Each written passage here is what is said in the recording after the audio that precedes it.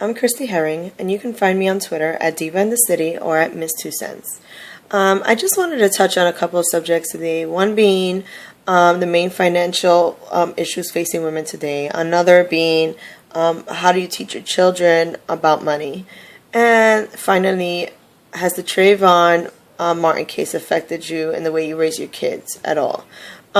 These all intertwine in one way, shape, or form, only because, you start to think, if I have money, then these situations would never happen to me, or so on and so forth. And really, I don't think that's the case. I think anywhere that you go, you're faced with some financial issue. Even the richest people still have face some type of financial need or issue, or however it may seem, especially when it pertains to their children. For me as a female and as being just a single mom, I think I find that right now, living in New York City, the biggest financial issue facing myself is just being able to keep a roof over my children's head. With the cost of living being so high here in New York City, it takes a toll, and learning to budget and learning to be able to find ways to spread money, and make it so that, your children are experiencing, life to the fullest, and also, that you're able to provide them bare essentials. So, just food, clothing. Children are very expensive these days.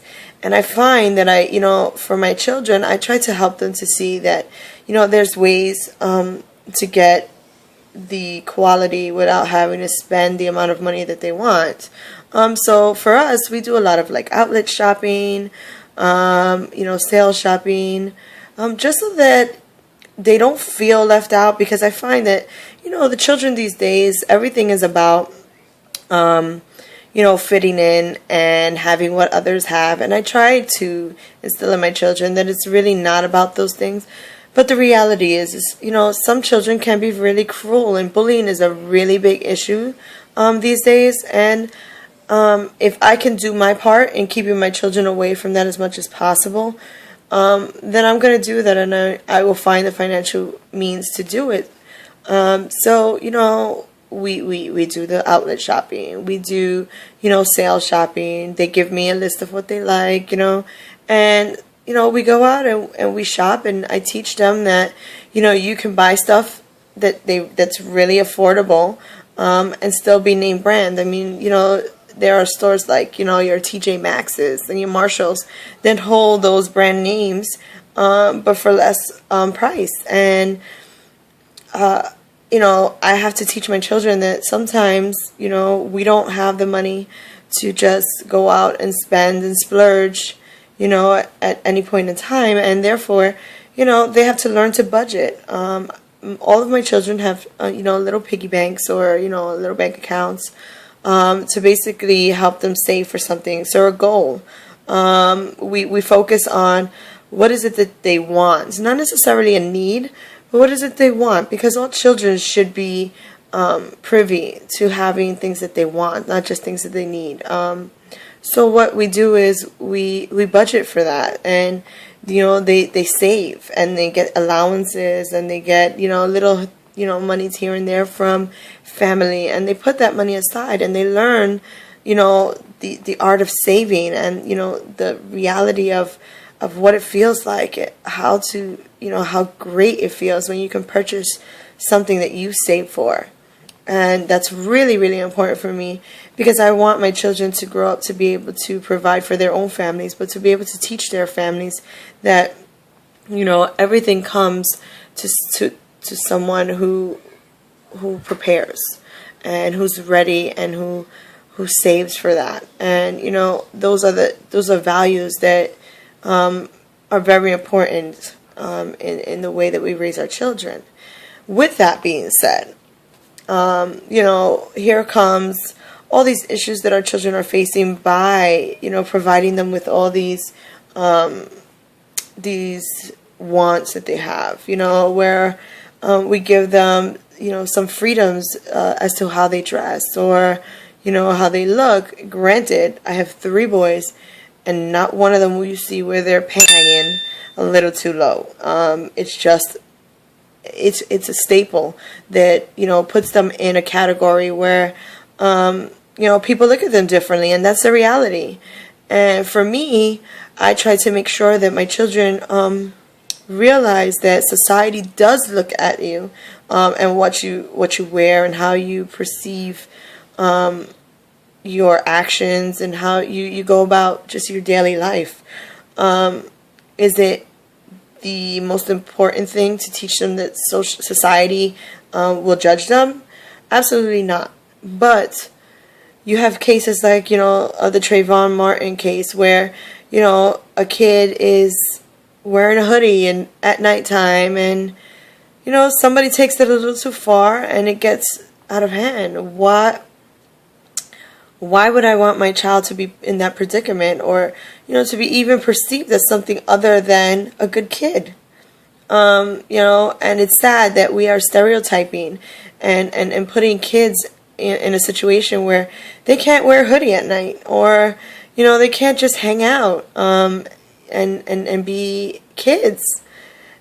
But it's unfortunate, but it is how it is, and this is the way society is forcing us to raise our children. So yeah, I definitely take precaution as to, how my children are represented outside. I am sometimes a little overprotective of my children, where, you don't find them in the street. And I think I just do that more because I want them to realize that there's more to life than just hanging out. That there are other things that they can be doing with themselves. My children are involved in extracurricular sports activities. These things are very important for me as a mom, as a former athlete, for my children to realize that there are other ways to make friends. There are other ways to be recognized by society for things that are just not, hey, your kid is walking in the street with a hoodie and he looks like a little hoodlum and blah blah blah. No, you'll never find my children in that stereotype. But because I don't put them in that stereotype, I don't allow them to go that far into society stereotype.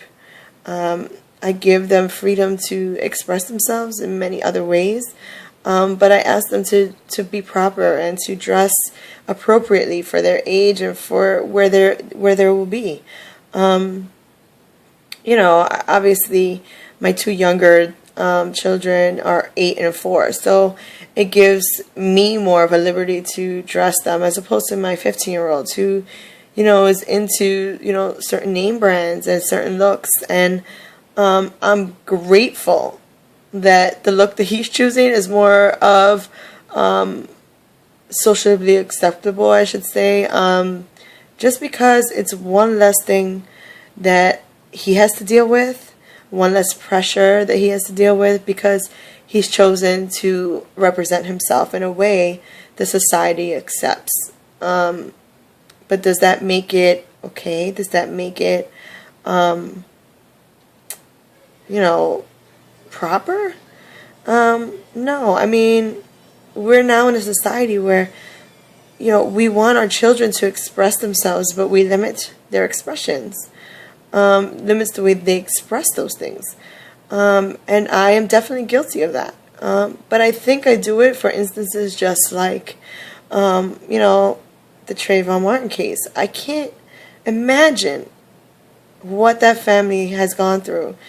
And I think I just rather err on the side of caution and be a little bit more pessimistic that, society is that way. I mean, we all have our ways. We all have things that we, that we're going to push for our children. For me, I just rather take it day by day and allow my children the freedom of expression with limitations. I mean, that sounds ironic, but the reality is that we can't allow our children to just be, because then we're not doing our job as parents and teaching them the way of the world. And that, I don't want my children going into a world being naive and not realizing that society does have standards and pressures and there are expectations. Will they have to bow down to those things? Absolutely not. But will I offer my children in sacrifice up to society? Definitely not. Because then I don't think I'm doing my job as a mom. So, I mean, with all the struggles, with all the, things that we face in life, the only thing that we have is how we raise our children and how we send them forth into the world as adults. And I think by letting them see what society's really like, letting them see that money does make the world go round, but it's not as important, that you can make it even without, all the money in the world, that family is important, and that going forth with life, living your dreams and pushing the boundaries of what you believe is going to be essential. And I just hope that my children, when they're grown men, choose to live their life to the fullest and with respect and dignity and pride in who they are and who I am and who raised them, and look back and say, hey, my mom, yeah, she was tough, and yeah, she struggled, but she made me a great man. And that's all that I hope for. Thank you, and I hope you follow me on Twitter. Once again, it's Diva and the City, or at Miss 2 Cents. And I'll see you soon. Bye.